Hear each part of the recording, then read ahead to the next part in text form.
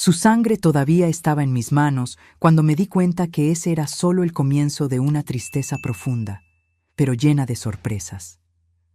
Antes de comenzar mi historia, una historia que he guardado en lo más profundo de mi alma durante 40 años, les pido que me acompañen en este viaje. Si les resuena lo que escuchan, no olviden suscribirse para conocer más testimonios como el mío. Buenos días, mis queridos. Mi nombre es Jacqueline, pero por acá todos me llaman Abuela Jackie. Tengo 72 años y estoy aquí para contar una historia que guardé en el fondo de mi alma por casi 4 décadas. Nacida y criada en Veracruz, en el interior de México, en una época donde las mujeres no teníamos ni voz ni voto. Hoy vivo en la Ciudad de México, donde reconstruí mi vida después de todo lo que voy a contar. Antes de comenzar esta historia que nunca conté a nadie, quiero agradecerles por llegar a este canal. Si les está gustando, dejen su like y suscríbanse para no perderse las próximas historias de esta anciana. Nací en 1951 en una casita humilde en el interior de Veracruz. Mi papá Sebastián trabajaba en el campo, sembraba maíz, frijoles y chile. Mi mamá Raimunda lavaba ropa para la gente del pueblo y hacía bordados que vendía en los tianguis. Éramos pobres, pero nunca nos faltó comida en la mesa ni amor en aquella casa. Fui criada con 5 hermanos más, 3 niños y 3 niñas. Yo era la segunda mayor. Desde pequeña aprendí a cuidar de los más chicos, a cocinar, a limpiar. Escuela solo hasta 4º de primaria. Después mi papá decía que las mujeres no necesitábamos mucha educación, solo lo suficiente para no ser engañadas al hacer las compras. Diferente a mis hermanos, que estudiaron hasta donde quisieron. El aroma de mi infancia era de frijoles cocinándose, tierra mojada después de la lluvia y humo de leña. Nos despertábamos con el canto del gallo y dormíamos cuando se apagaba el quinqué. No teníamos luz eléctrica ni agua entubada. El agua era del pozo y el baño era con cubeta. Vida sencilla, pero no conocía otra. Menstrué por primera vez a los 12 años y mi mamá me dijo: «Ya eres señorita, tienes que tener cuidado con los hombres». No explicó más nada. Creí que iba a morir desangrada de tanto miedo que sentí. Las explicaciones vinieron de amigas mayores entre cuchicheos, llenas de vergüenza y palabras incompletas. Mi papá era estricto pero nunca violento. Tenía ese modo serio de los hombres de aquella época, que creían que mostrar cariño era cosa de débiles. Pero yo sabía que nos amaba, a su manera. Mi mamá era más cariñosa, nos abrazaba, cantaba y contaba historias por la noche. Las cosas comenzaron a cambiar cuando cumplí 16 años. De repente, los muchachos empezaron a mirarme diferente en el tianguis, en la iglesia, en las fiestas del pueblo. Yo era delgada, morena, con cabello largo hasta la cintura. Nada extraordinario, pero en aquel pueblito, cualquier muchacha joven llamaba la atención. Fue en las fiestas de septiembre de 1967 que conocí a Juan. Era de Puebla, un pueblo vecino, había venido con amigos para la fiesta. Alto, fuerte, trabajaba en la construcción, tenía 22 años y una sonrisa que me hacía olvidar hasta mi nombre. «¿La señorita quiere bailar?», me preguntó extendiendo su mano mientras la música de mariachi sonaba. Miré a mi papá, quien asintió discretamente. En aquella época, una muchacha decente no iba sola ni a la esquina. Fogata, música, el olor a elotes asados y tequila. Bailé con Juan hasta que el sudor escurría, hasta que los pies dolían. Cuando me trajo de regreso con mi familia, supe que algo había cambiado dentro de mí. «¿Puedo venir el domingo a visitarte?», me preguntó antes de irse. Aquel domingo Juan apareció en casa con su mejor ropa, cabello peinado, un paquete de dulces para mi mamá. Conversó con mi papá sobre trabajo, sobre fútbol, sobre la vida. Agradó a mis hermanos menores con chistes y pequeñas bromas. Mamá sirvió café y él lo elogió como si fuera la mejor cosa que había probado. El noviazgo comenzó así, con visitas dominicales siempre supervisadas. Juan sentado en la sala, yo en la silla de al lado, distancia respetuosa, conversación formal. A veces traía un regalo sencillo, un listón para el cabello, una fruta que no teníamos por allá, un cuadernito para que yo escribiera. Jacqueline, ese muchacho parece decente, comentó mi papá después de algunos meses. Pero ve con calma. Los hombres prometen mucho antes de lo que quieren y después cambian. Debí haber escuchado a mi papá con más atención. En los primeros 6 meses, Juan era atento, paciente, respetuoso. Hablaba de sus sueños, quería ser maestro de obras algún día, tener casa propia, formar una familia. Me contaba sobre su papá, Daltro, viudo desde hace muchos años, hombre respetado en su comunidad, dueño de una pequeña tienda.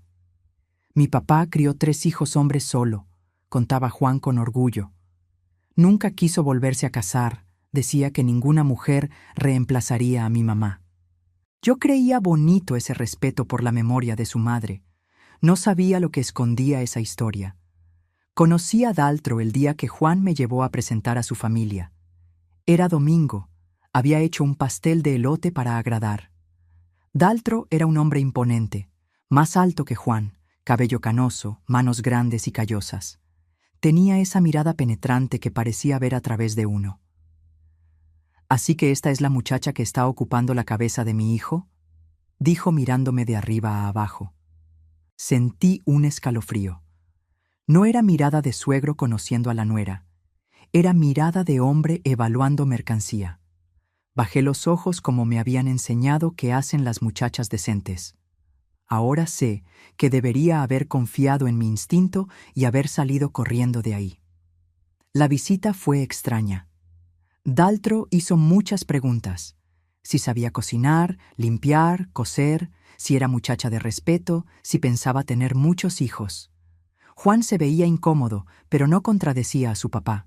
Sus hermanos parecían acostumbrados a ese comportamiento, casi aburridos. «Papá, ella es buena muchacha», intentó intervenir Juan en cierto momento. «Viene de familia decente». «Estoy solo conociendo quién va a entrar en la familia», respondió Daltro secamente. «La mujer tiene que saber su lugar desde el principio». Volví a casa inquieta, pero no dije nada a mis padres. Pensé que era solo manera de hombre mayor, de esa crianza antigua. ¡Qué tonta fui! El noviazgo continuó y Juan pidió mi mano un año después. Tenía 17 años cuando nos comprometimos, él 23. El compromiso fue sencillo, una pequeña fiesta en mi casa con pastel hecho por mi mamá, refrescos divididos en muchos vasos, todos los vecinos presentes. Mis padres dieron sus pequeños ahorros para ayudar con el ajuar. Juan ya había conseguido rentar una casita en Veracruz mismo. Pequeña, apenas 2 cuartos, pero era el comienzo de nuestro sueño. Me casé en enero de 1969. Acababa de cumplir 18 años. Vestido blanco sencillo que mi mamá y mis tías cosieron. Velo prestado de una prima. Ramo de flores del campo recogidas en la mañana de la boda. La ceremonia fue en la iglesia del pueblo, pequeña pero llena. En pueblo del interior, la boda es evento para todos. Daltro apareció con sus otros 2 hijos. Durante toda la ceremonia sentí su mirada sobre mí, como evaluando si era digna del hijo. No había ninguna sonrisa, ningún gesto de aprobación, solo esa mirada fría, calculadora. En la fiesta después de la ceremonia bebió más que todos. No se puso borracho de caerse, sino ese tipo de borracho hablador que dice lo que realmente piensa. En cierto momento se acercó a Juan y a mí. «Ahora tienes responsabilidad, muchacho», dijo apretando el hombro del hijo con fuerza. «La mujer es como animal, necesita rienda corta desde el principio, o toma control». Juan rió incómodo. Yo fingí no escuchar, como las mujeres de aquella época estábamos entrenadas a hacer. Me tragué aquellas palabras junto con el pastel de bodas. La noche de bodas fue como muchas de aquella época, aterradora, dolorosa, llena de ignorancia de ambas partes. Juan no fue intencionalmente cruel, pero tampoco sabía qué hacer más allá de lo que oía de otros hombres. Yo no sabía nada más allá del «acuéstate y aguanta» que las mujeres mayores susurraban a las novias. Desperté al día siguiente como esposa, mujer casada, ama de casa. La vida que tenía por delante parecía trazada. Cuidar la casa, al marido, tener hijos, repetir el ciclo que veía en todas las mujeres a mi alrededor. Los primeros meses fueron de adaptación. Juan trabajaba de lunes a sábado.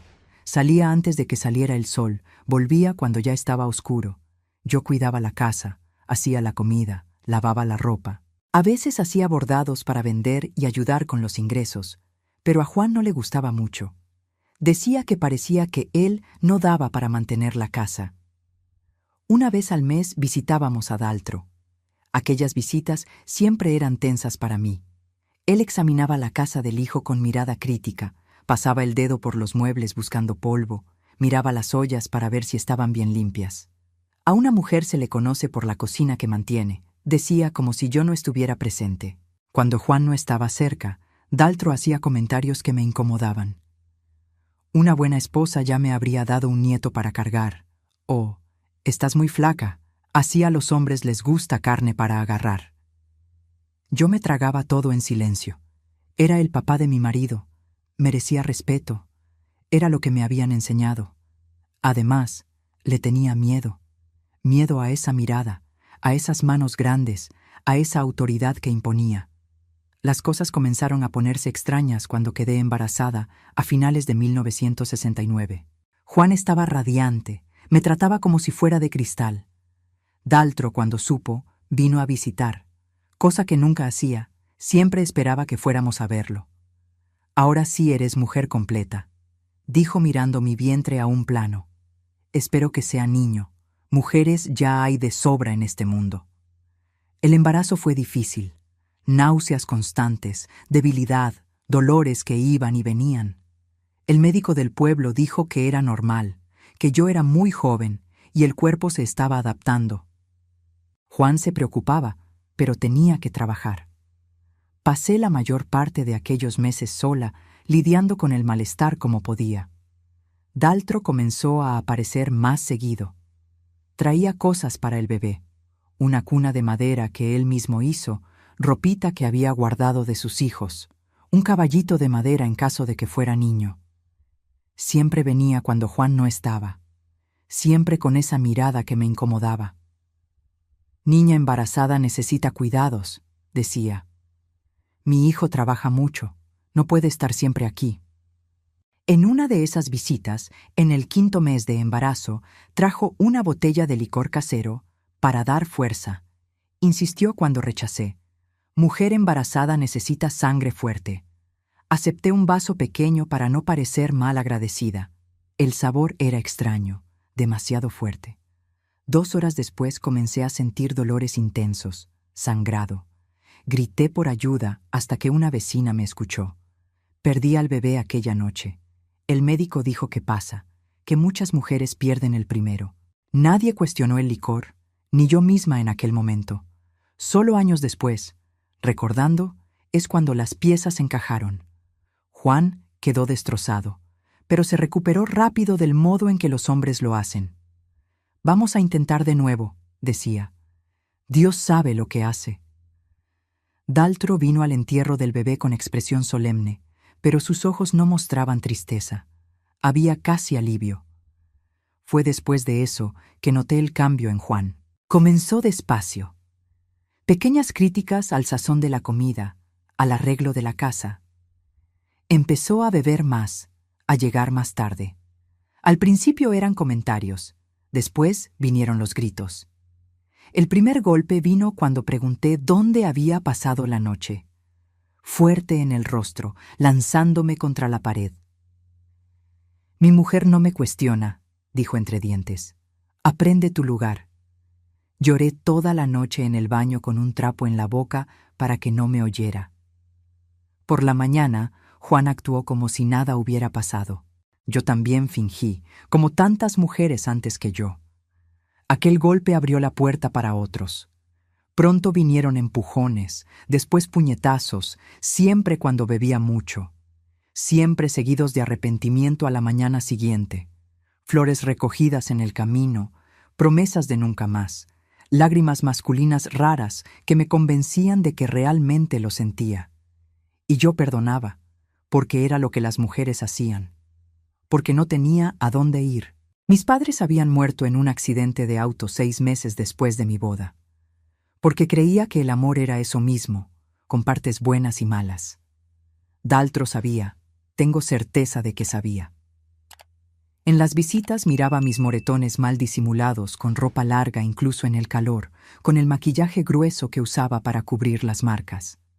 La mujer tiene que saber agradar al marido, comentaba sonriendo de lado.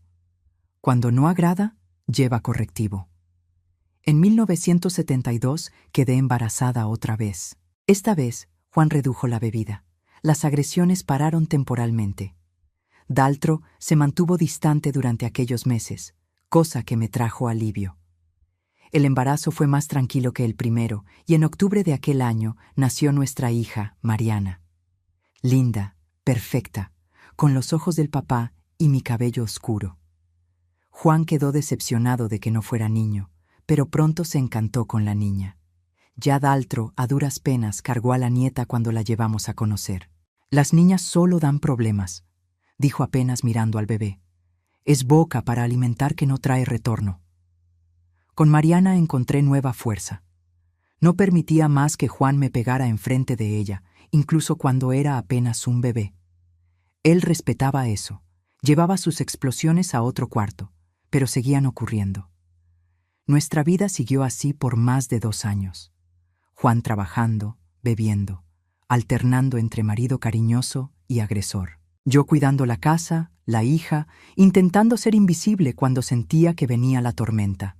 Daltro visitándonos mensualmente, siempre con aquellas miradas, aquellos comentarios, aquel modo que me hacía querer cerrar todas las puertas. Fue en 1974 que todo cambió para siempre. Juan acababa de cumplir 29 años, yo tenía 23, Mariana casi 2. Era un viernes como cualquier otro. Juan salió para el trabajo por la mañana, prometiendo llegar temprano para llevar a Mariana a ver los fuegos artificiales de la fiesta del pueblo. El día pasó, anocheció, nada de Juan. No era raro, muchas veces salía del trabajo directo para la cantina, pero había prometido a la niña que esperaba ansiosa, vestidita de fiesta. Cuando el reloj marcó las 9 de la noche, acosté a Mariana, prometiéndole que su papá la llevaría a ver los fuegos artificiales al día siguiente. Se durmió llorando. A medianoche tocaron a la puerta. Era el amigo de Juan, Tiburcio, rostro pálido, manos temblando. Jacqueline, pasó algo. Hubo un accidente en la obra. Las palabras de Tiburcio parecían venir de lejos, como si estuviera hablando bajo el agua. Un andamio se rompió. Juan cayó del 3er piso. Mi mundo se derrumbó en aquel instante. No recuerdo bien cómo llegué al hospital. Sé que una vecina se quedó con Mariana. Sé que lloré todo el camino en la camioneta de Tiburcio, rezando todas las oraciones que conocía. Pero cuando llegué allá, Juan ya había partido. No tuvo oportunidad, dijeron los médicos. Muerte instantánea, no sufrió, como si eso fuera consuelo para una viuda de 23 años con una hija pequeña. Miré aquel cuerpo cubierto con sábana blanca y no reconocí al hombre con quien compartí 5 años de mi vida. El rostro estaba diferente, deformado por la caída, pero las manos eran las mismas. Manos que me acariciaron y también me lastimaron tantas veces. Lloré por todo. Por el Juan que conocí en la fiesta del pueblo, por el padre cariñoso que a veces conseguía ser, hasta por el agresor que se arrepentía por la mañana. Lloré por el futuro que no tendríamos, por las promesas que hacía en los días buenos de que todo iba a mejorar. En los días que siguieron, vivía en estado de shock. El entierro fue rápido, no teníamos dinero para nada elaborado. Daltro organizó todo, pagó los gastos. Parecía demasiado controlado, como si enterrara a un extraño, no a su propio hijo. La vida sigue, dijo en el cementerio mientras el ataúd bajaba a la tierra. Tú y la niña pueden contar conmigo. En aquel momento sus palabras parecieron amables. Un puerto seguro cuando me estaba ahogando. Mal sabía lo que aquella oferta realmente significaba. Volví a casa con Mariana, al silencio ensordecedor, a los rincones que aún guardaban el olor de Juan, a su ropa en el tendedero que yo había lavado la víspera. La vida había sido dura al lado de él, pero al menos no estaba sola. Ahora éramos solo yo y mi hija en el mundo. No tenía empleo, no tenía dinero guardado. Juan nunca permitió que trabajara fuera y lo poco que ganaba con bordados apenas daba para comprar material para hacer más. El alquiler vencería en una semana y el casero ya había venido a dar el pésame y recordar que negocios son negocios. Fue cuando Daltro apareció con una propuesta. «Ven a vivir conmigo», dijo sentado en mi sala 3 días después del entierro. «La casa es grande. Tiene cuartos sobrando desde que los muchachos se fueron. Mariana tendrá mejor condición que en este lugar». Dudé. Algo en la oferta me causaba incomodidad, el mismo escalofrío que sentí cuando lo conocí. Pero, ¿qué más podría hacer? Volver a Veracruz, no tenía más familia allá, ni amigos cercanos después de tanto tiempo alejada. «Será solo hasta que consiga un trabajo, establecerme», aclaré. «Claro», respondió demasiado rápido, «solo hasta que te recuperes de este trago amargo». Una semana después, Mariana y yo nos mudamos a la casa de Daltro.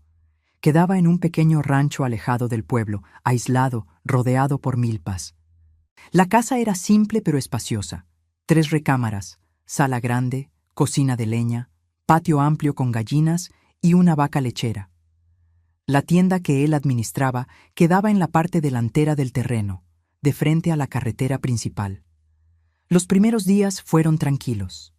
Daltro salía temprano para la tienda, volvía para la comida que yo preparaba, después regresaba al trabajo hasta el anochecer. Era educado, mantenía distancia respetuosa, pasaba poco tiempo con la nieta, pero no demostraba la aversión de los primeros encuentros.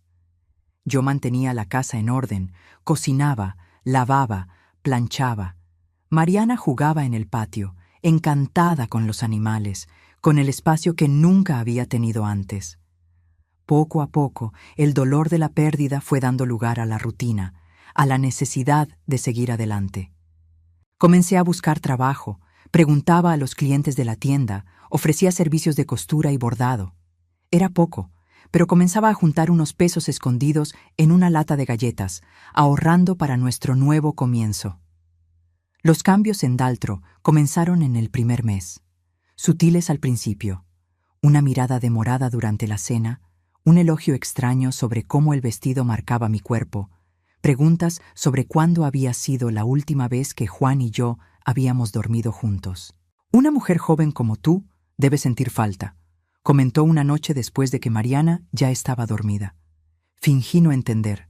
Agradecí por la cena y me retiré a la recámara, cerrando la puerta con llave, como ya había hecho costumbre. El malestar crecía, pero me repetía a mí misma que era cosa de mi cabeza, que estaba interpretando mal por causa del luto, del miedo de quedarme sola. La primera vez que intentó algo más directo fue cuando cumplimos 2 meses en aquella casa. Mariana estaba con fiebre. Había pasado la noche despierta con ella. Por la mañana, Daltro ofreció ir a buscar medicina al pueblo. «Acuéstate un rato», dijo cuando volvió. «Yo cuido a la niña mientras descansas». Exhausta, acepté. Me dormí casi instantáneamente en mi cuarto. Desperté con el colchón hundiéndose a mi lado, un peso sobre mí. Daltro sin camisa, su aliento de alcohol mañanero invadiendo mi rostro. «Calladita», susurró, con una mano tapando mi boca. «No vas a querer despertar a la niña, ¿verdad?» Luché con toda la fuerza que tenía. Me debatí, mordí, arañé. Por un instante la sorpresa me dio ventaja. Conseguí empujarlo, correr hasta el cuarto de Mariana, cerrar la puerta. Él no insistió aquel día. Se quedó del otro lado de la puerta, respiración pesada. «Solo fue un malentendido», dijo finalmente. «No necesitas hacer tanto drama». Pasé la tarde encerrada con Mariana, aterrorizada. Cuando él salió para la tienda, aproveché para agarrar agua, comida, lo que necesitábamos para pasar la noche atrincheradas en el cuarto.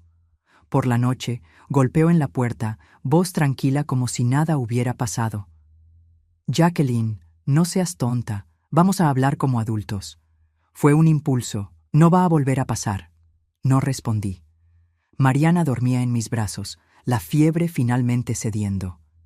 Recé para que amaneciera pronto, para tener chance de huir de allí. De madrugada la puerta se abrió. Había olvidado que él guardaba copias de todas las llaves. Desperté con él ya dentro del cuarto, acercándose a la cama donde Mariana y yo dormíamos. «Si gritas, si haces cualquier ruido, vas a asustar a la niña», advirtió, la voz extrañamente controlada. «Ven conmigo al otro cuarto, vamos a resolver esto como adultos». Miré a mi hija dormida. El miedo de despertarla, de traumatizarla, era mayor que mi propio pavor. Me levanté en silencio y lo seguí hasta su cuarto. Lo que pasó aquella noche no tengo valor de detallar, incluso después de tantas décadas. Solo digo que fue el inicio de una pesadilla que duraría semanas, que volví al lado de mi hija sintiendo que nunca más sería la misma, que parte de mí había muerto en aquel cuarto. Por la mañana, Daltro actuó como si nada hubiera pasado. Tomó café, fue para la tienda, volvió para la comida. La única diferencia era la sonrisa de satisfacción, la mirada de quien había probado que podía hacer lo que quisiera. «Esto va a ser nuestro secreto», dijo cuando nos quedamos a solas. «Nadie te creería de todos modos. La nuera que fue a vivir con el suegro y ahora lo acusa. Todos pensarán que es una trampa para quedarte con la casa, con los bienes». Y él tenía razón. ¿Quién creería en una viuda joven sin recursos contra un hombre establecido, respetado en la comunidad? Incluso si me creyeran, ¿qué sería de Mariana y de mí? ¿A dónde iríamos? Pasé a trancar la puerta del cuarto con silla, mesa, todo lo que encontraba.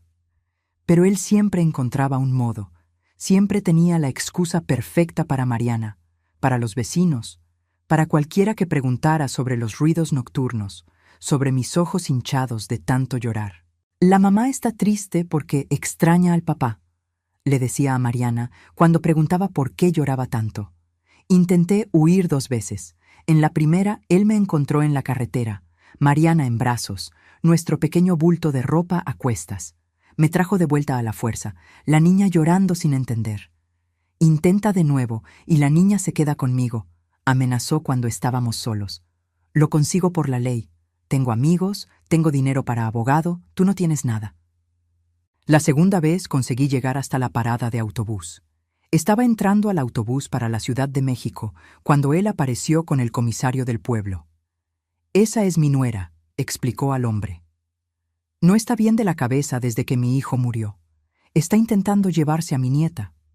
El comisario, compadre de Daltro por años, me miró con lástima. «Mejor volver a casa, doña. La niña necesita estabilidad».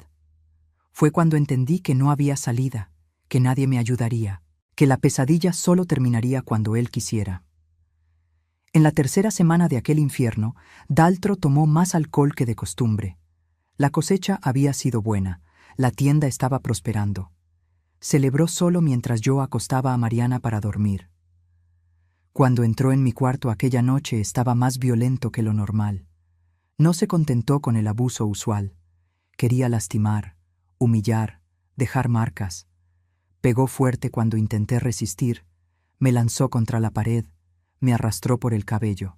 «Igualita a la madre de Juan», murmuró mientras me agredía. Ella también se hacía la difícil al principio.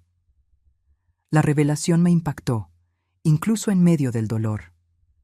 La madre de Juan, que él decía respetar tanto, que decía ser insustituible, ¿habría pasado por el mismo infierno? Por primera vez no conseguí contener los gritos.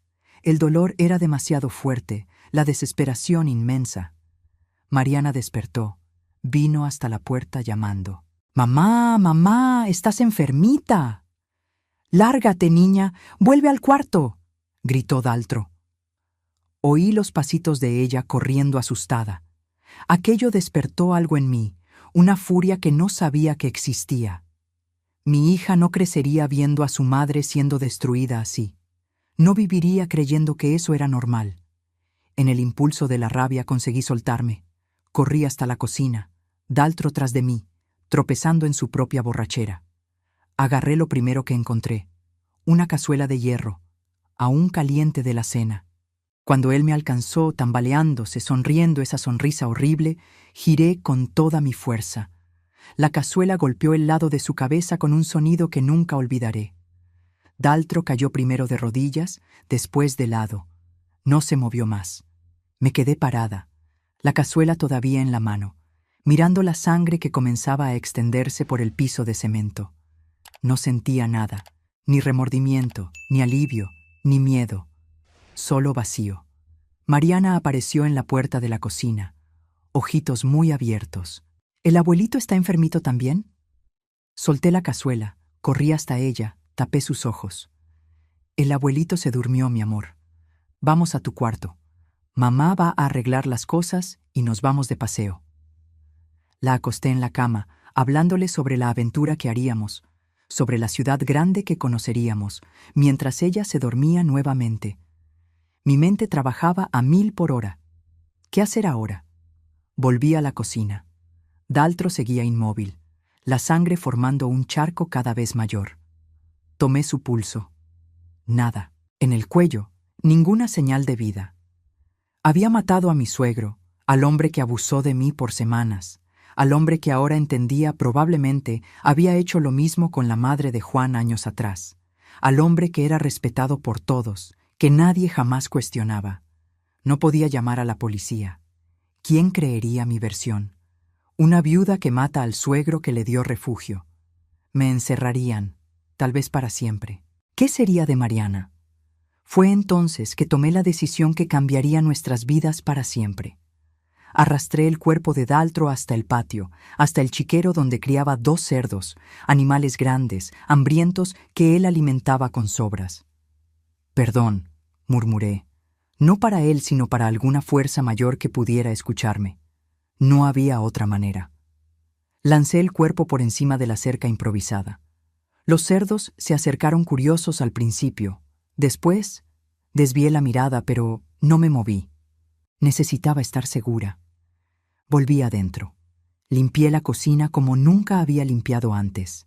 Tallé el piso, las paredes, todo lo que pudiera tener una gota de sangre. Quemé mi ropa manchada. Me bañé hasta que la piel me ardió. Arreglé una pequeña maleta con nuestras cosas más importantes. Tomé el dinero que encontré en la casa, no mucho, pero suficiente para comenzar en otro lugar. Desperté a Mariana cuando el primer rayo de sol apareció. Vamos de paseo ahora, mi amor. Vamos a conocer lugares nuevos. ¿Y el abuelito? El abuelito se quedó para cuidar la casa. Le mandamos carta después. Fuimos hasta la carretera. Esperamos el primer autobús. La Ciudad de México era el destino más lógico. Ciudad grande donde nadie nos conocería, donde podríamos desaparecer. Mientras el autobús se alejaba de aquel lugar, miré por la ventana una última vez. La casa se hacía cada vez más pequeña en la distancia. La tienda, el patio donde dejé enterrados, no solo el cuerpo de mi suegro, sino también parte de mi alma. Mariana durmió en mi regazo durante el viaje, inocente, sin entender lo que habíamos dejado atrás. Yo me quedé despierta, ojos abiertos pero sin ver el paisaje que pasaba. Solo podía ver la sangre, los ojos vidriosos de Daltro, la cazuela en mi mano. Lo que había hecho me atormentaba, pero no me arrepentía. Había protegido a mi hija, había sobrevivido, y ahora, por primera vez desde la muerte de Juan, tenía el control de mi vida nuevamente. El autobús seguía hacia la Ciudad de México y yo seguía hacia un futuro incierto, pero al menos sería un futuro que yo misma elegiría. Cargaba conmigo el peso de lo que había hecho, pero también la determinación de nunca más ser víctima. Lo que no sabía era que la Ciudad de México guardaba sus propios desafíos, que el viaje para reconstruir mi vida apenas comenzaba y que el fantasma de Daltro me seguiría por mucho más tiempo de lo que imaginaba. Llegamos a la Ciudad de México en un atardecer sofocante de 1974. La terminal de autobuses servía de gente, ruido, olores extraños para quien venía del interior. Mariana agarrada a mi cuello, asustada con tanto movimiento. Yo con nuestra pequeña maleta, menos de 100 pesos en el bolsillo y el corazón pesado con lo que había dejado atrás. ¿Dónde vamos a dormir, mamá?, preguntó Mariana, sus ojitos cansados del viaje de 6 horas. Buena pregunta. No conocía a nadie en la ciudad. No había planeado nada más allá de la huida. En mi cabeza, lo importante era salir de aquel infierno, el resto se resolvería. Una señora que viajó a nuestro lado en el autobús, doña Lupita, cabello canoso y rostro bondadoso, debe haber notado mi desesperación. ¿La señora tiene dónde quedarse? Negué con la cabeza, conteniendo las lágrimas. Estaba exhausta, aterrorizada, sin rumbo. Conozco una pensión barata en el centro histórico. No es lujo, pero está limpia. La dueña es buena gente, tal vez dé un descuento para quien llega con niña. Seguimos a doña Lupita en un camión urbano lleno, después por callejones empinados del centro histórico. El centro me asustó y maravilló al mismo tiempo. Casonas coloridas, algunas majestuosas, otras cayéndose a pedazos, música saliendo de todas partes, gente en las banquetas, en las ventanas, en las esquinas, tan diferente de la tranquila ciudad del interior que yo conocía.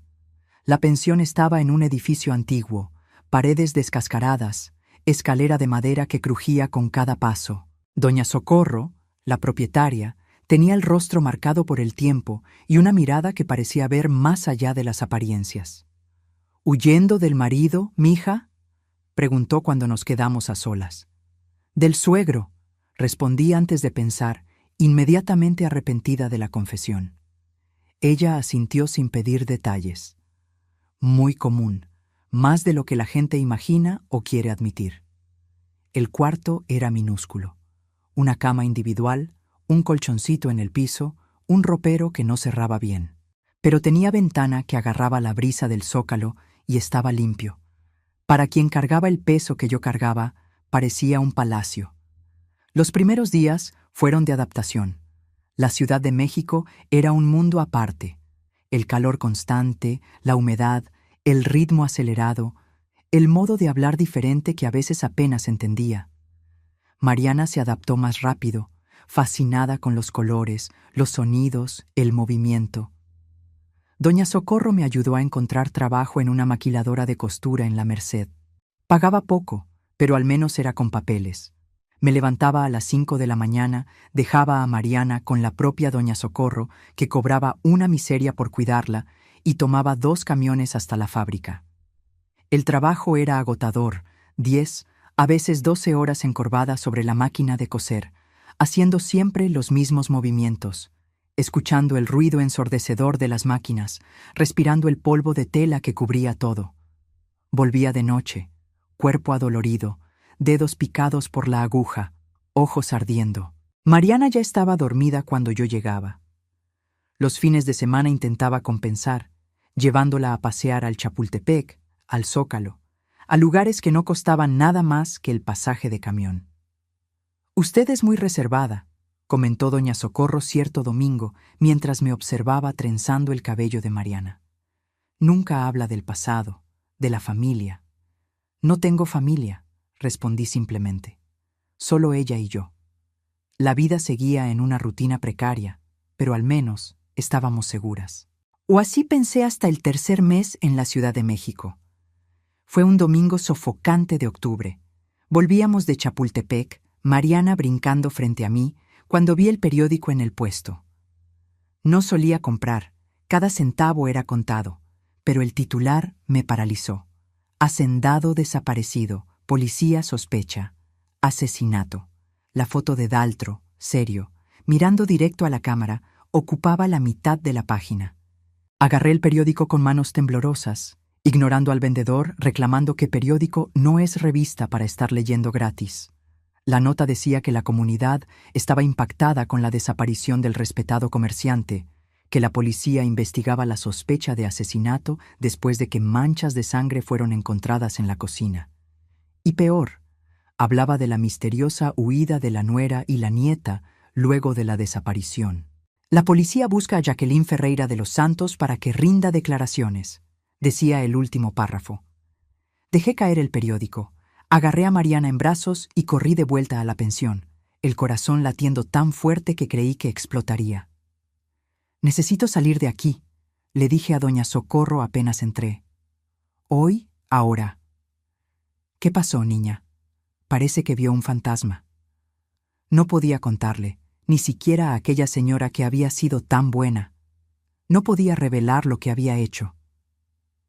Mi suegro me encontró. Va a llevarme de vuelta. No era mentira completa. Si me encontraban, sería llevada de vuelta, solo que a la cárcel, no a su casa. Doña Socorro no hizo más preguntas. Ayudó a arreglar nuestra pequeña maleta, dio algunos pesos más de lo que debía por el trabajo de cuidar a Mariana. ¿A dónde va ahora? No sé. Otro estado, tal vez.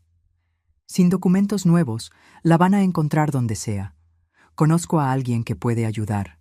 Casi todo el dinero que había ahorrado en los 3 meses fue para pagar al alguien que doña Socorro conocía. Un hombre encorvado, oliendo a cigarro y tequila, que apareció en la pensión entrada la noche con documentos falsificados. «Ahora eres Lourdes Silva», dijo, entregando el acta de nacimiento y credencial de elector nuevas. «Y la niña es Ana Lucía. Guarden bien los nombres. Nunca más respondan por los antiguos, ni cuando estén solas. Pedí mi renuncia en la maquiladora al día siguiente. Perdía la indemnización, pero no podía arriesgarme. Dejamos el centro, la amable doña Socorro, la vida que apenas había comenzado a construir. Fuimos al otro lado de la ciudad, a Iztapalapa, donde rentamos un cuartito en los fondos de la casa de una familia de albañiles. Los meses siguientes fueron de paranoia constante. Cada patrulla, cada hombre que miraba por más tiempo, cada pregunta sobre mi pasado me hacía congelar de miedo. Dormía mal, comía poco, perdí tanto peso que mis costillas se notaban. Encontré trabajo como empleada doméstica en una casa de familia en la colonia Roma. Pagaban menos que la maquiladora, pero podía llevar a Mariana conmigo. La patrona, doña Elsa, era mujer exigente pero justa. Su esposo, el doctor Ricardo, médico reconocido, casi nunca aparecía en casa. ¿Casa? ¿Qué casa? No teníamos más un hogar de verdad. El cuartito de alquiler era apenas lugar para dormir. Pasábamos los días en la casa de doña Elsa, yo limpiando, cocinando, lavando, mientras Mariana jugaba en el patio. Volvíamos tarde, caíamos exhaustas en la cama que compartíamos, para despertar antes del sol y recomenzar todo. Así fue casi por un año, el miedo disminuyendo gradualmente, dando lugar al agotamiento físico, al vacío emocional. Había escapado del infierno con Daltro, pero ¿qué tipo de vida era esa que ofrecía a mi hija? Mariana cumplió 4 años en mayo de 1975. No tenía dinero para regalo, para fiesta. Compré un pastelito en la panadería, puse una vela improvisada, cantamos Las Mañanitas, solo nosotras dos en el cuartito sofocante. «Quiero una muñeca, mamá», pidió con esos ojos que me recordaban tanto a Juan. «En el próximo cumpleaños, hija. Mamá promete». La vida siguió en ese ritmo por algunos meses más, hasta que en septiembre ocurrió lo que tanto temía. Estaba en el mercado con Mariana, comprando lo poco que nuestro dinero permitía, cuando vi el cartel pegado en el tablón de avisos. Mi rostro, un dibujo hecho a mano pero reconocible. Buscada por asesinato en letras grandes y una recompensa por información. El piso pareció desaparecer bajo mis pies. La bolsa de frijoles que sostenía cayó, derramando granos por el piso de cemento. «Señora, ¿se siente mal?», preguntó el dueño del puesto, acercándose. «No», respondí. Agarré a Mariana en brazos y salí de ahí lo más rápido que pude, sin mirar atrás. No volví al cuartito en Iztapalapa, ni a la casa de doña Elsa. Caminé sin rumbo por la ciudad, Mariana quejándose de cansancio, de hambre, sin entender lo que estaba pasando. «Estamos jugando a las escondidas, hija», expliqué tragándome la desesperación. «No podemos dejar que nadie nos encuentre». Al final del día, cuando ya no aguantaba más caminar, acabamos en una plaza en el centro. Mariana durmió en mi regazo, exhausta. Me quedé allí, mirando los autos en el paseo de la Reforma, pensando que podría embarcar en uno de ellos, huir lejos, comenzar de nuevo. Pero ¿cómo? Sin dinero, sin documentos que pudiera mostrar, sin confianza, con una niña pequeña. ¿A dónde iría? ¿Cuánto tiempo hasta que me encontraran nuevamente? Fue entonces que tomé una decisión tan dolorosa como necesaria. No podría continuar así. Necesitaba enfrentar lo que había hecho, asumir las consecuencias, por el bien de Mariana, que merecía más que una vida de fugas y mentiras. A la mañana siguiente, lavé nuestros rostros en una fuente pública, arreglé nuestras ropas lo mejor que pude, compré una concha con el último dinero que tenía. «Vamos a visitar a una persona importante», le dije a Mariana, que comía su pedazo de pan con la voracidad de quien no cenó la noche anterior. Caminamos hasta la delegación central. Cada paso más pesado que el anterior, como si estuviera yendo a mi propia ejecución. De cierta forma, lo estaba. «¿Puedo ayudarla?», preguntó el policía en la recepción, mirando desconfiado mi apariencia desaliñada. «Soy Jacqueline Ferreira de los Santos», dije, la voz casi desapareciendo. «Me están buscando por la desaparición de Daltro Santos». El reconocimiento brilló en sus ojos. En minutos estaba rodeada por policías, separada de Mariana que gritaba por mí, esposada como criminal peligrosa. El interrogatorio duró horas.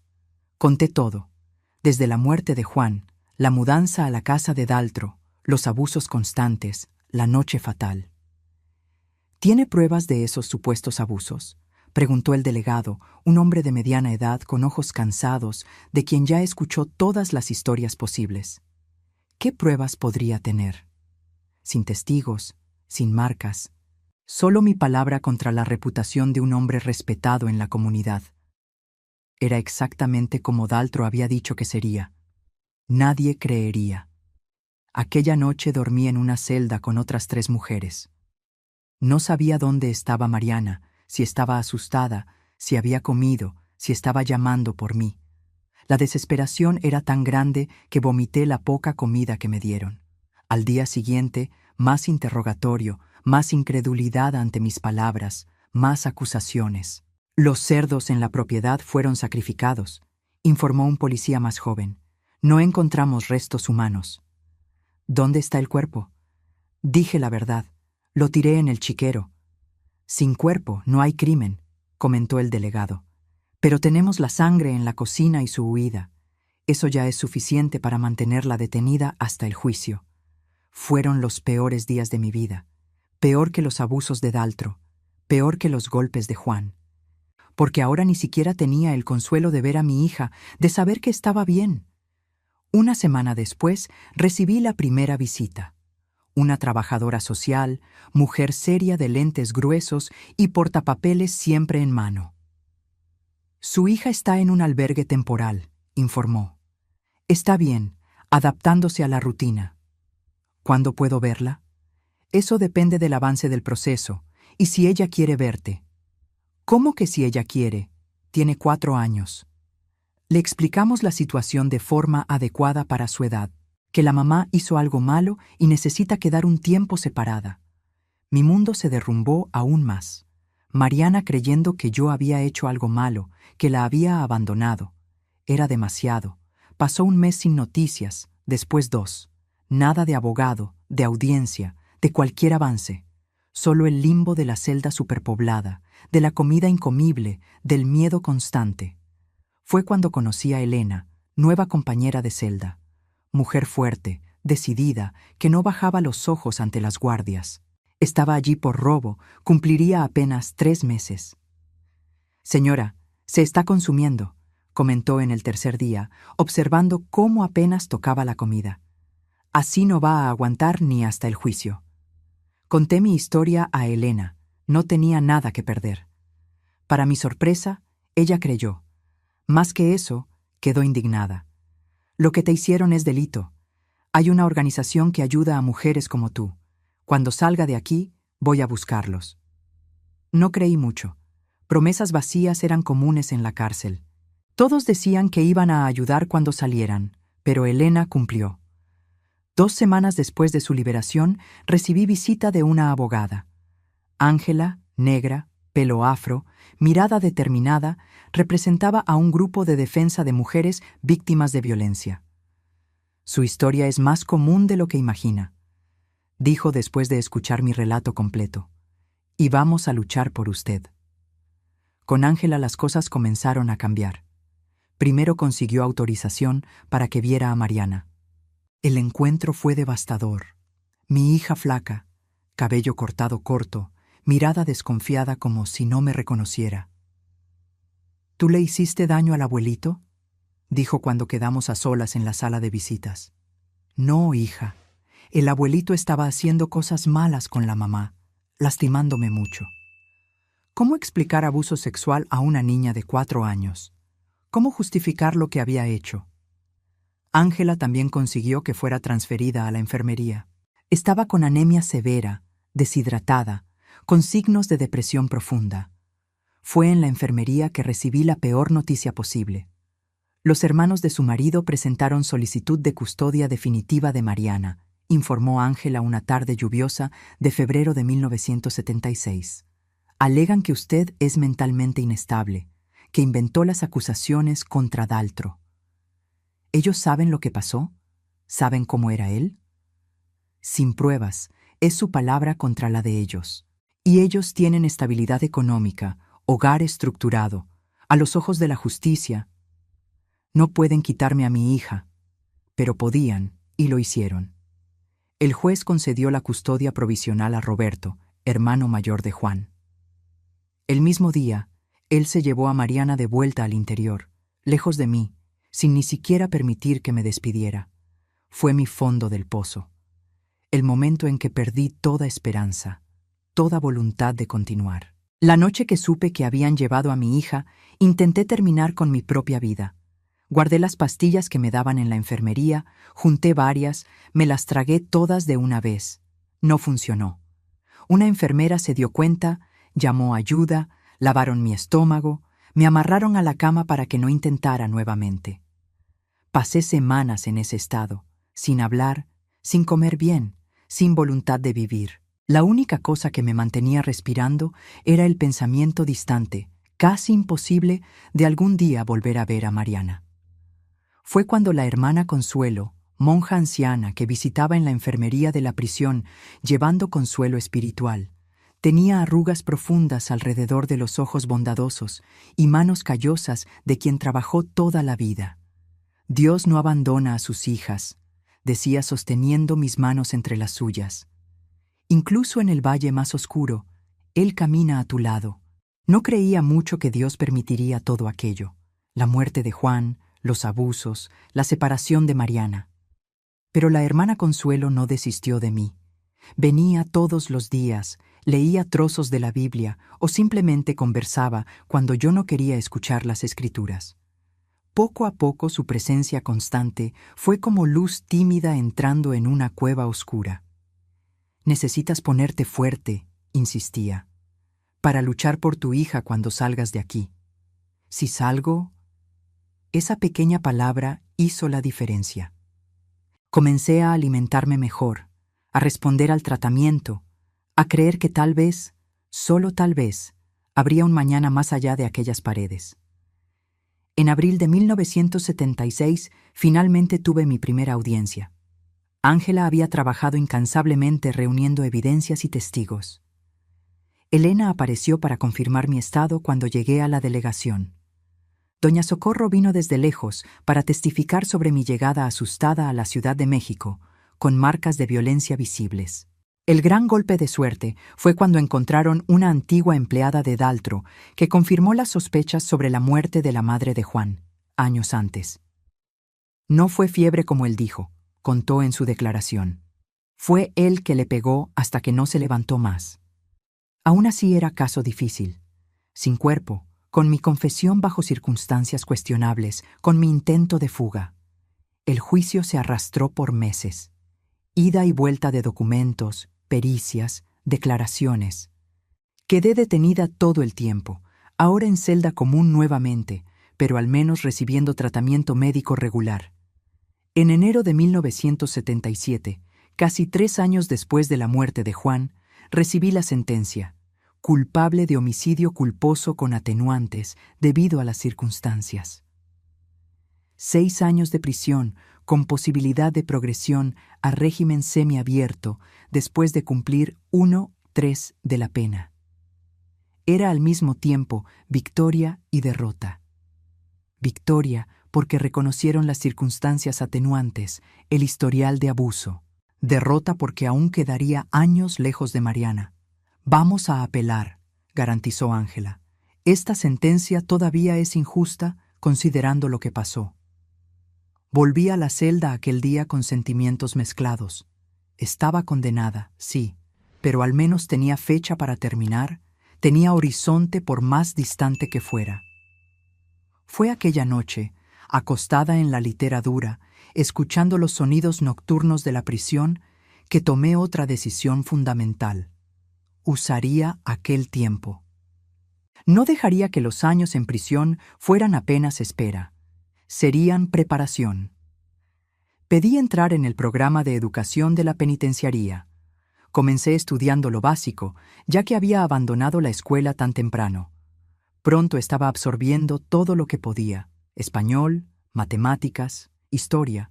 A veces estudiaba 12 horas al día, no tenía nada más que hacer. Entré también en el programa de trabajo, costura, artesanía, limpieza. Aceptaba cualquier cosa que redujera mi pena y me permitiera juntar algo de dinero. El tiempo pasó así, entre libros y trabajo. Vi a Mariana apenas 2 veces por año, cuando Roberto la traía para visitas obligatorias por orden judicial. Ella crecía ante mis ojos a saltos, cada vez más distante, más extraña. A los 6 años ya me llamaba tía Jackie en vez de mamá. En 1979, después de cumplir poco más de 2 años, conseguí progresión a régimen semiabierto.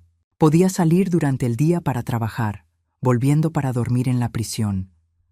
La hermana Consuelo, que nunca me había abandonado en todo ese tiempo, consiguió trabajo para mí en la lavandería del convento. Fue el primer soplo de verdadera libertad en años. Andar en las calles, sentir el sol, ver el Zócalo de nuevo, incluso teniendo que volver a la celda por la noche, era como renacer. En 1981 vino la libertad condicional.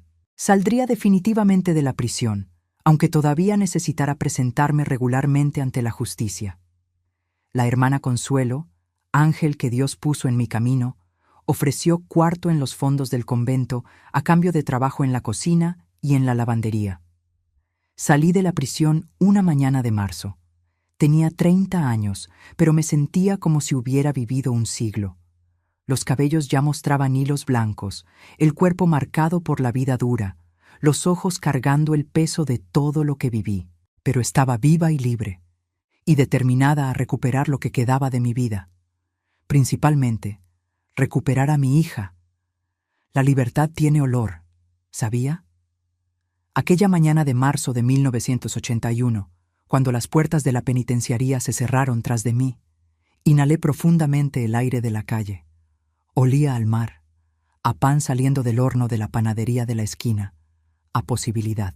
Estaba flaca, con los primeros cabellos blancos a los 30 años y cargando apenas una bolsa de plástico con las pocas ropas que tenía. La hermana Consuelo me esperaba afuera, su hábito blanco inmaculado contrastando con mi vestido gris descolorido. Sin decir nada, me abrazó. Fue el primer abrazo genuino que recibí en años. «Vamos a casa», dijo, y aquella palabra, casa, sonó extraña a mis oídos. Yo no tenía casa, no tenía casi nada, excepto una determinación feroz de recuperar a mi hija. El convento de las Hermanas de la Caridad quedaba en un barrio sencillo en las afueras de la Ciudad de México. Construcción antigua de paredes gruesas que mantenían el interior fresco incluso en el calor intenso del verano chilango. Mi cuarto era pequeño, espartano, una cama estrecha, un ropero, una mesita con una Biblia. Después de una celda de prisión, parecía un palacio. «Puede quedarse el tiempo que necesite», explicó la hermana Consuelo. «A cambio de ayuda en la cocina y en la lavandería. Cuando esté lista, le ayudaremos a encontrar otro lugar». Establecí una rutina. Despertaba a las 5 de la mañana con las monjas, ayudaba a preparar el desayuno. Después iba para la enorme lavandería donde pasaba la mayor parte del día entre tanques de ropa y planchas. El trabajo era duro pero reconfortante en su simplicidad. Por la noche estudiaba. Las monjas tenían una pequeña biblioteca y me animaban a continuar la educación que comencé en la prisión. Mi objetivo era claro.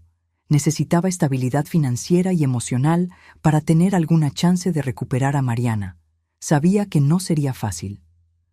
Roberto y su esposa Carmen habían criado a mi hija por casi 7 años. Ahora ella tenía 11 años y probablemente me veía como una extraña, tal vez incluso como la mujer mala que lastimó al abuelito, según le contaban. Un mes después de mi liberación, recibí la primera visita de Ángela, mi abogada. Su cabello afro parecía aún más voluminoso, su sonrisa aún más determinada. Encontré un modo de conseguir al menos visitas regulares, explicó, extendiendo documentos sobre la mesa de la cocina del convento. Ellos no pueden impedir el derecho de la madre, incluso con tu condicional. Vamos a presentar una solicitud judicial. Llevó 3 meses de batalla legal. Roberto contrató abogados caros. Alegó que yo era peligrosa, inestable, que traumatizaría a la niña. Pero la jueza, una mujer de mediana edad con mirada comprensiva, decidió a mi favor. Tendría derecho a visitas quincenales los domingos, por ahora siempre supervisadas por una trabajadora social.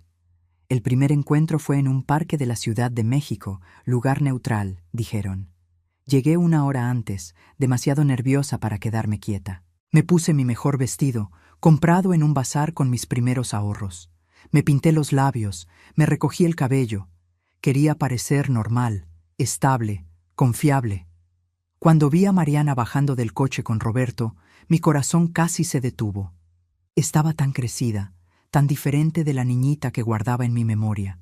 Cabello largo arreglado, ahora con uniforme escolar en vez de los vestiditos sencillos que yo le cosía.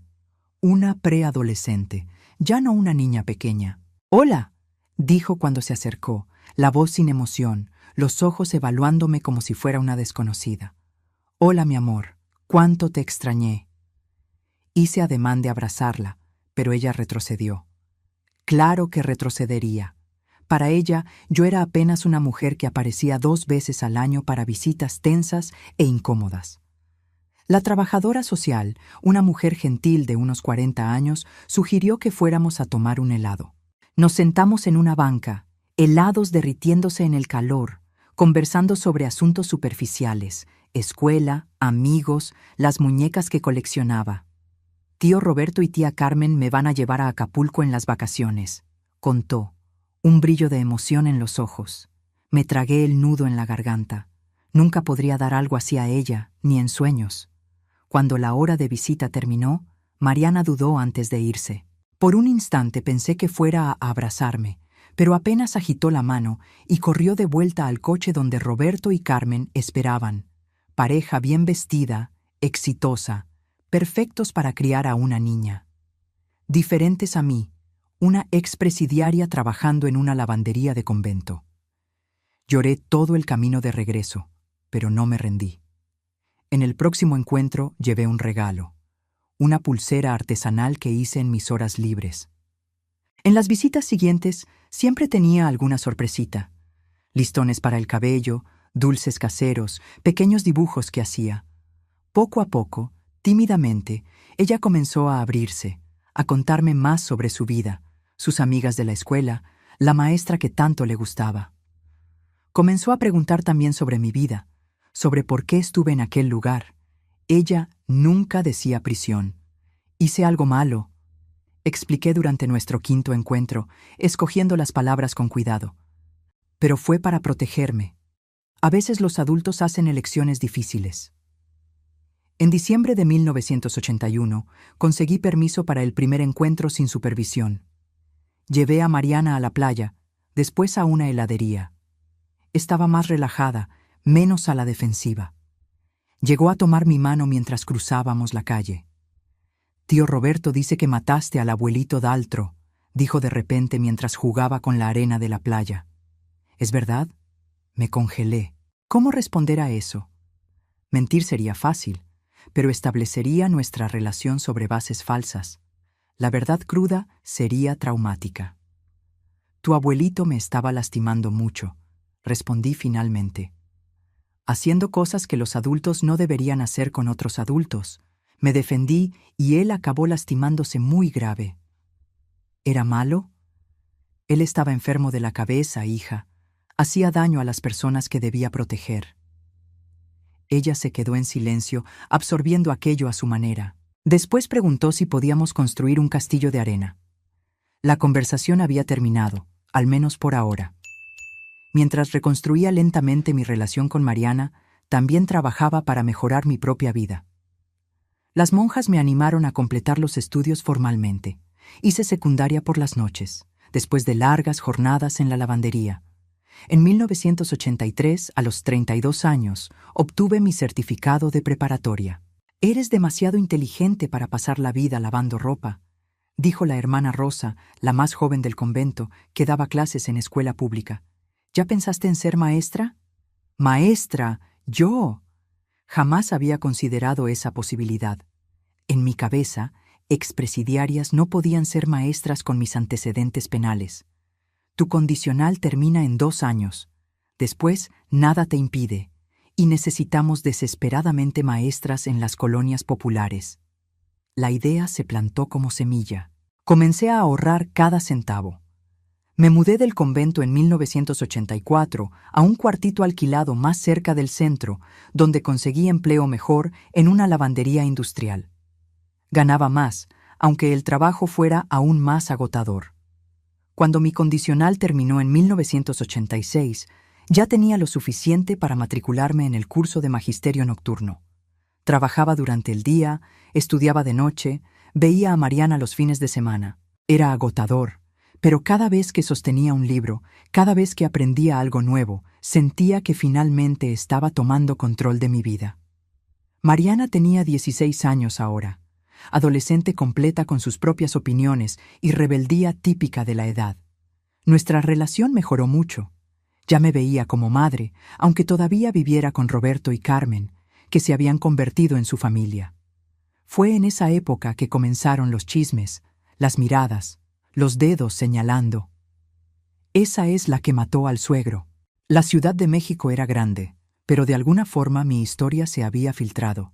Tal vez alguien que me reconoció de la época del juicio, tal vez alguien del interior que se mudó a la capital. El hecho es que de repente me vi marcada nuevamente. En el curso de magisterio, algunas compañeras dejaron de hablarme. En la lavandería, clientes pedían que otra persona los atendiera. Hasta en la tiendita de la colonia sentía las miradas, escuchaba los susurros. La vergüenza volvió con fuerza, la sensación de ser menos que persona, de no merecer una segunda oportunidad. Pensé en renunciar, en huir nuevamente, en esconderme en otro lugar. Fue Mariana, irónicamente, quien me dio la fuerza para quedarme y enfrentar. «Mamá, eres más fuerte que eso», dijo cuando le conté que pensaba mudarme de ciudad. «Ya pasamos por cosas mucho peores. Esa gente ni te conoce de verdad». Mi hija, tan joven y ya tan sabia. Con su apoyo continué. Terminé el magisterio en 1988, a los 37 años. No fue fácil encontrar escuela que aceptara contratarme con mis antecedentes, incluso habiendo cumplido mi pena íntegramente. Pero la hermana Rosa, siempre mi ángel guardián, consiguió plaza para mí en la escuela de la comunidad donde el convento mantenía trabajo social. Mi primer día como maestra fue aterrador. Grupo de alfabetización, 30 niños entre 6 y 8 años, mayoría de familias muy pobres. Muchos nunca habían agarrado un lápiz, no conocían letras, números. Temblando, me presenté. «Buenos días, niños. Soy la maestra Jacqueline». Maestra. La palabra suave, extraña, imponente. Yo, que apenas tuve chance de estudiar en la edad adecuada, ahora estaba allí para enseñar. La primera semana fue desastrosa. No conseguía controlar al grupo, no sabía explicar de forma que entendieran. Volvía a casa exhausta y llorando. Pero no me rendí. Recordaba a Mariana diciendo que yo era fuerte y seguía adelante. Con el tiempo fui mejorando. Aprendí a captar la atención de los niños con historias, a usar su energía en vez de intentar contenerla, a adaptar la enseñanza al ritmo de cada uno. Al final del primer año, Cuando varios alumnos consiguieron leer sus primeras palabras solos, sentí una alegría que jamás imaginé posible. El sueldo de maestra no era mucho, pero combinado con mis ahorros de la lavandería, me permitió en 1990 alquilar un departamento mayor. Sala, recámara, cocina, un lujo comparado con los cuartuchos donde había vivido. Mariana tenía 20 años, estudiaba enfermería en la universidad, beca conseguida por influencia de Roberto, que conocía gente importante. Pasaba más tiempo conmigo ahora. A veces dormía en mi departamento los fines de semana. Tío Roberto y tía Carmen fueron buenos para mí, comentó una de esas noches mientras veíamos televisión. Pero siempre sentí que faltaba algo. ¿Qué? Tú, tu historia, tu fuerza. Lloré abrazada a ella. Mi hija no solo había vuelto a mi vida, sino que me admiraba. Después de todo lo que pasé, después de todos los errores, mi hija me veía como ejemplo de fortaleza. En 1992 recibí noticia que cambiaría todo nuevamente. Roberto había fallecido, ataque cardíaco fulminante. Carmen, sin hijos biológicos, estaba devastada. Mariana, ya adulta, decidió quedarse con ella un tiempo para apoyarla en el duelo. Ella cuidó de mí tantos años, mamá. Ahora es mi turno de cuidarla. La generosidad de mi hija me conmovió. Ningún rencor, ningún resentimiento por el pasado, solo compasión genuina. Fue en esa época, con Mariana más cerca y mi carrera de maestra establecida, que comencé a sentir necesidad profunda de lidiar con el fantasma que aún me atormentaba. No Daltro, el hombre físico. Ese estaba muerto y enterrado por mis propias manos, sino lo que él representaba. El trauma, la humillación, la culpa que aún cargaba. Por más que hubiera reconstruido mi vida, todavía me sentía sucia por dentro, marcada para siempre por lo que él me había hecho y por lo que yo le había hecho a él. Resolví buscar ayuda. En aquella época, terapia no era común como hoy, especialmente para personas de origen humilde. Pero a través de la escuela conseguí referencia de un grupo de apoyo para mujeres víctimas de violencia. En las primeras reuniones ni conseguía hablar, solo escuchaba a otras mujeres contando historias dolorosamente similares a la mía. Maridos violentos, padres abusadores, jefes acosadores, mujeres que como yo habían sido silenciadas, culpabilizadas, descreídas. Para muchas, justicia nunca vendrá por el sistema legal, dijo la psicóloga que coordinaba el grupo. Nuestra justicia tiene que ser interna, rechazar el papel de víctima permanente. Fue revelación. Yo todavía me veía como víctima. Primero de Juan, después de Daltro, después del sistema. Todavía creía, en el fondo, que mi valor había sido destruido por ellos, que sería por siempre marcada, disminuida. En 1994, con el estímulo del grupo, tomé la decisión de escribir mi historia. No para publicar ni para mostrar a nadie, apenas para exorcizar los demonios, para dar voz a la mujer que fue silenciada por tanto tiempo. Compré un cuaderno grueso de pasta dura y comencé a registrar todo. La infancia en Veracruz, el matrimonio con Juan, los abusos de Daltro, la huida, la prisión, la reconstrucción. Escribía por la noche, después de las clases, muchas veces llorando tanto que las lágrimas borraban la tinta de la pluma. Fue proceso doloroso, pero curativo. Con cada página llena, sentía como si estuviera drenando el veneno de mi cuerpo, como si finalmente pudiera elegir cómo aquella historia sería contada. No por la versión de los hombres que me lastimaron, ni por el sistema que me castigó, sino por mi propia voz. Cuando terminé el cuaderno, 6 meses después, hice algo simbólico. Lo llevé a la playa en una madrugada de agosto.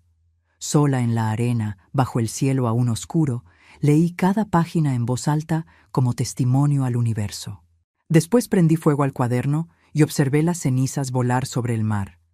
«Ya no tienes poder sobre mí», dije en voz alta, pensando en Daltro, en Juan, en todos los que intentaron disminuirme. «Soy libre ahora». Y en aquel momento, por primera vez en décadas, realmente me sentí libre. El resto de la década de 1990 fue de estabilidad y crecimiento. Continué enseñando, ahora con experiencia suficiente para tomar grupos más avanzados. Mariana se graduó en enfermería, consiguió empleo en hospital público. En 1997, ella me dio el mayor regalo de todos, mi nieto Gabriel. «Quiero que seas parte importante de la vida de él», dijo, poniendo aquel bultito recién nacido en mis brazos temblorosos.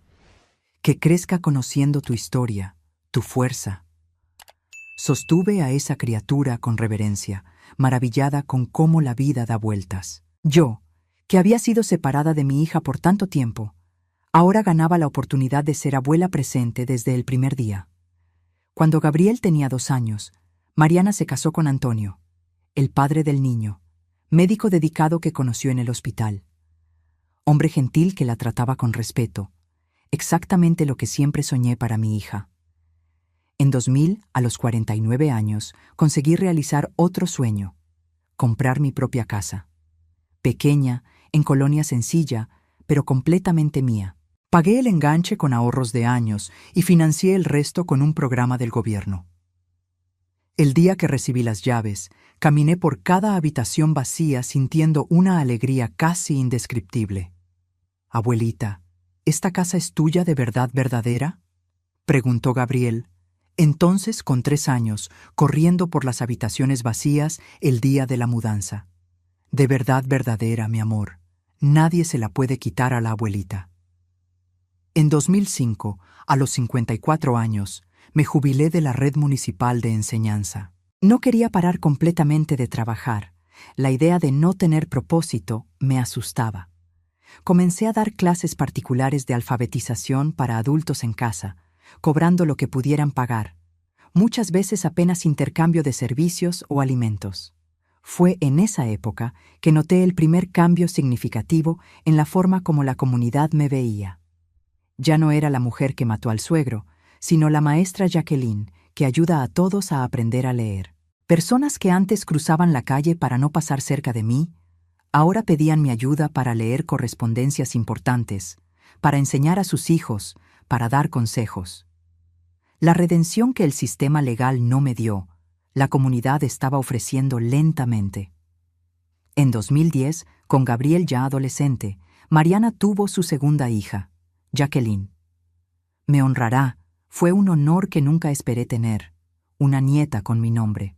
«Para que crezca tan fuerte como la abuela», explicó Mariana cuando me contó su elección. La relación con mi hija floreció de formas que jamás imaginé posibles después de nuestra separación forzada.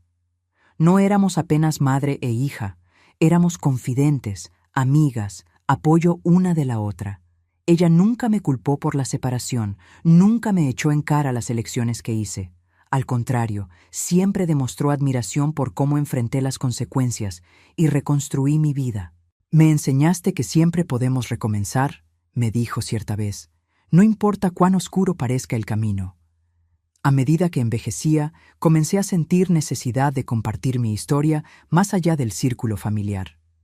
No por gloria o reconocimiento, sino para que otras mujeres supieran que no estaban solas, que había salida incluso de los abismos más profundos. En 2015, a los 64 años, comencé a participar en círculos de conversación, en centros comunitarios, en escuelas nocturnas, en grupos de apoyo. Contaba mi trayectoria sin romantizar, sin omitir mis errores, pero también destacando la fuerza que descubrí en mí misma. Si conseguí sobrevivir y reconstruir mi vida después de todo esto, decía para salones llenos de mujeres con miradas que yo reconocía bien, ustedes también pueden. Las reacciones eran diversas: llanto, abrazos, agradecimientos, a veces desconfianza o juicio. Pero cada vez que una mujer venía después y susurraba, también pasé por eso y creí que estaba sola. Sabía que había valido la pena exponer mis cicatrices.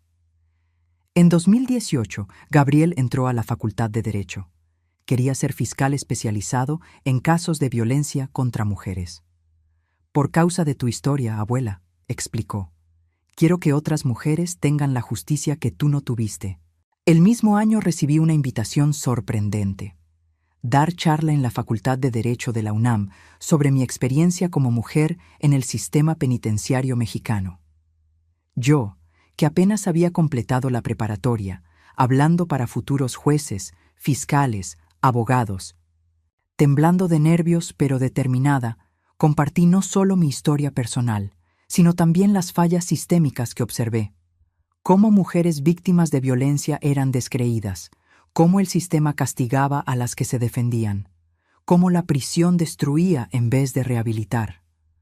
La verdadera justicia no está apenas en las leyes escritas, concluí, sino en la capacidad de reconocer la humanidad plena de cada persona que entra en ese tribunal. La respuesta fue avasalladora. Aplausos de pie, lágrimas de muchos estudiantes, invitaciones para hablar en otros lugares. De repente, a los 67 años, yo tenía nueva misión. Ser voz para quien no tenía voz, especialmente mujeres presas por defenderse de agresores. En 2020, cuando la pandemia forzó a todos al aislamiento, mi nieto Gabriel sugirió algo que cambiaría todo nuevamente. Abue, ¿por qué no cuentas tu historia en Internet? Hay mucha gente necesitando oír esto ahora, especialmente con tantas mujeres encerradas en casa con agresores. La idea me asustó. ¿Internet? Apenas sabía usar el celular. Pero Gabriel insistió, compró el equipo simple, me enseñó lo básico. Mariana ayudó a organizar los temas, a estructurar las historias de forma accesible. Y así nació el canal Memorias de la Abuela Jackie, grabado en mi sala sencilla, con mi nietita Jacqueline, muchas veces a mi lado jugando mientras yo hablaba. Comenzamos en abril de 2020 sin expectativa alguna. El primer video tuvo apenas 20 visualizaciones, el segundo casi 100. El tercero, donde conté sobre los abusos de Daltro, se viralizó de forma que ninguno de nosotros esperaba. Más de 100,000 personas vieron en una semana. Mensajes llegaban a montones, de mujeres de todo México. Su historia salvó mi vida. Vi su video y hoy mismo salí de casa con mis hijos. Creí que estaba sola hasta encontrar su canal. Hoy, en 2025, tengo 74 años. Mi canal tiene más de 500,000 de suscriptores. Soy invitada para eventos, entrevistas, documentales. No por ser especialista en nada ni por tener títulos impresionantes, apenas por haber sobrevivido y tener valor de contar. Cuando pienso en la muchacha de 16 años que conoció a Juan en aquella fiesta del pueblo, en la joven madre aterrorizada huyendo con una niña en brazos, en la prisionera desesperada que intentó quitarse la vida, parece otra persona. Y de cierta forma lo es. De aquella Jacqueline permanece apenas la esencia, el núcleo que sobrevivió a todo, porque descubrí en el camino más difícil que somos mucho más fuertes de lo que imaginamos, que podemos perderlo todo, libertad, familia, dignidad, y aún así reconstruir, aún así florecer, aún así encontrar propósito. Cuando jóvenes me preguntan si me arrepiento, mi respuesta siempre sorprende. No me arrepiento de lo que hice para sobrevivir. Me arrepiento apenas de no haber creído antes en mi propio valor. Esa es la verdadera revancha que conseguí contra Daltro. No solo sobreviví a lo que él hizo, prosperé a pesar de eso. Transformé el veneno en remedio, el dolor en propósito, y eso, más que cualquier venganza, es la mayor victoria que podría tener. Los años fueron pasando como las aguas del río que corre cerca de mi casa en la Ciudad de México. Cada día, cada mes, cada año, llevándome más lejos de aquella mujer quebrada que salió de la prisión. Hoy, a los 74 años, miro hacia atrás y apenas reconozco a aquella Jacqueline. El sufrimiento moldeó quién soy, pero ya no me define. Después que mi condicional terminó en 1986, conseguí finalmente recuperar un poco de paz. Ya tenía mi certificado de preparatoria, conseguido con tanto esfuerzo en las noches después del trabajo en la lavandería. Fue cuando la hermana Rosa me dio aquella idea que cambiaría todo. Darías una excelente maestra, Jacqueline. Al principio me reí. ¿Quién contrataría a una expresidiaria para enseñar niños? Pero la semilla estaba plantada y comencé a estudiar para el curso de magisterio. Cada centavo ahorrado, cada hora de sueño sacrificada valió la pena cuando entré en aquel salón de clases por primera vez en 1988, a los 37 años. «Buenos días, niños. Soy la maestra Jacqueline». Las palabras salieron temblorosas. Yo, que apenas había completado cuarto de primaria en mi infancia, ahora estaba del otro lado, con gis en mano y 30 niños mirándome. Aquellos niños de la colonia popular no sabían, pero estaban enseñando más a mí que yo a ellos. Enseñaron que siempre hay tiempo para recomenzar. Los primeros años no fueron fáciles, el sueldo era mínimo, las condiciones precarias. Muchas veces volvía a casa llorando, creyendo que había hecho todo mal. Pero cuando veía a un niño leyendo solo por primera vez, cuando recibía un dibujo mal hecho con un «para mi maestra» escrito torcido, no había dinero que pagara. Mientras construía mi carrera como maestra, reconstruía también, despacio, mi relación con Mariana, mi hija que me llamaba tía Jackie en los primeros encuentros después de la prisión, fue poco a poco recuperando la palabra mamá. A los 16 años ya dormía en casa los fines de semana. A los 18 me confió que quería estudiar enfermería. Quiero cuidar personas, mamá, como tú cuidas a tus niños en la escuela. Cuando consiguió beca para la universidad, gracias a la influencia de Roberto, que a pesar de todo fue buen padre para ella, lloré el día entero. No de tristeza, sino de asombro con cómo la vida da vueltas. Mi hija, que fue arrancada de mí, ahora seguía un camino que ni yo misma pude soñar. En 1992, la muerte repentina de Roberto trajo a Mariana aún más cerca. Ella, de corazón tan grande, insistió en cuidar de Carmen durante el duelo. No sentí celos ni resentimiento, solo gratitud hacia la mujer que ayudó a criar a mi hija cuando no pude. El ciclo de amarguras finalmente se cerraba. Una noche en 1994, después de un día particularmente difícil en la escuela, decidí que era hora de enfrentar mis fantasmas. Compré un cuaderno grueso en la papelería y comencé a escribir. Página tras página, derramé todo. La infancia humilde en Veracruz, el noviazgo con Juan, el matrimonio que se volvió pesadilla, los abusos de Daltro, la noche fatal, la huida, la prisión, la reconstrucción. Escribí hasta que mis dedos dolían, hasta que las lágrimas borraban la tinta de la pluma. Llevó 6 meses llenar aquel cuaderno. Cuando terminé, hice algo que la gente tal vez encuentre extraño. Una madrugada de domingo, fui sola a la playa, me senté en la arena aún oscura, el mar como único testigo, y leí todo en voz alta. Después encendí un cerillo y quemé cada página, viendo las cenizas volar sobre las olas. «Ya no tienes poder sobre mí», dije al viento, a las cenizas, a los fantasmas. «Soy libre ahora». Y finalmente era verdad. Algo cambió dentro de mí aquella mañana, como si hubiera soltado un peso que cargaba sin percibir por una década. Volví a casa diferente, más ligera. Hasta los alumnos notaron el lunes. «Maestra, está más bonita hoy». Los años siguientes fueron de estabilidad, esa palabra tan simple que para mí significaba tanto. En 1997 llegó Gabriel, mi primer nieto, hijo de Mariana con Antonio, un médico que conoció en el hospital donde trabajaba. Sostener a ese bebé en brazos fue como sostener un milagro. «Quiero que formes parte de su vida desde el principio», dijo Mariana. Él necesita conocer la fuerza de su abuela. En 2000, a los 49 años, realicé otro sueño que parecía imposible. Compré mi propia casa. Pequeña, sencilla, en una colonia tranquila de la Ciudad de México. Cada ladrillo, cada teja pagada con mi sueldo de maestra, ahorrado centavo a centavo. Cuando recibí las llaves, me derrumbé en lágrimas. «¿Esta casa es suya de verdad verdadera, abuelita?», preguntó Gabriel corriendo por las habitaciones vacías. «De verdad verdadera, mi amor, y nadie nunca me la podrá quitar». Después de la jubilación en 2005, no conseguí quedarme quieta. Comencé a dar clases de alfabetización para adultos en la sala de casa, cobrando casi nada, a veces apenas un pollo, una docena de huevos, un pastel. Ver señoras de mi edad aprendiendo a escribir su propio nombre por primera vez. No hay sueldo que pague ese privilegio.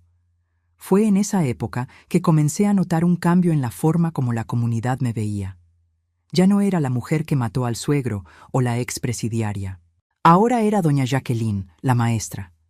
Doña Jacqueline que enseñó a mi niño a leer. Doña Jacqueline que ayuda a todos. En 2010, Mariana me dio otro regalo. Mi nieta, que recibió mi nombre. La pequeña Jacqueline llegó tan parecida a la madre que era como ver a mi hija de nuevo. Pero esta vez yo podía estar presente en cada momento. Poco a poco comencé a hablar más abiertamente sobre mi historia. No a cualquiera, no como quien cuenta chisme, sino en contextos donde pudiera ayudar a otras mujeres, en grupos de apoyo, en la iglesia, en círculos de conversación en el centro de salud, en reuniones de madres en la escuela.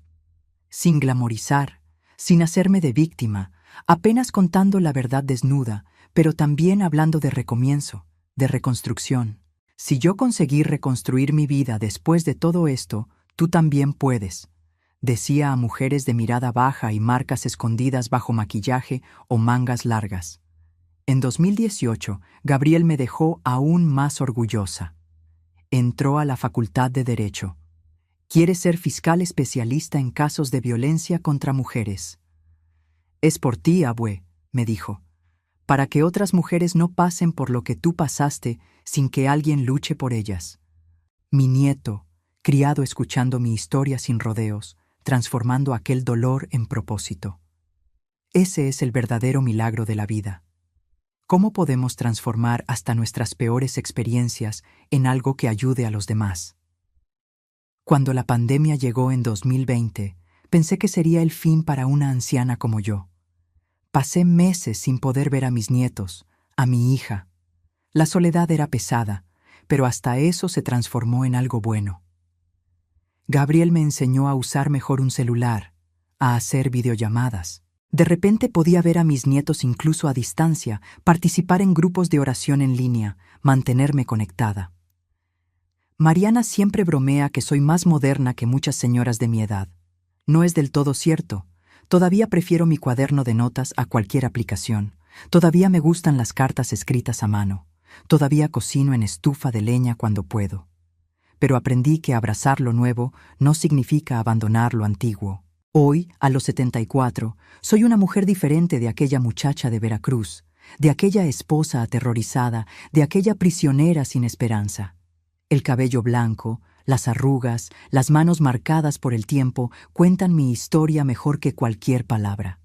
Cuando los jóvenes de la comunidad vienen a pedirme consejos, y vienen más de lo que imaginarías, siempre digo lo mismo. La vida te va a derribar muchas veces.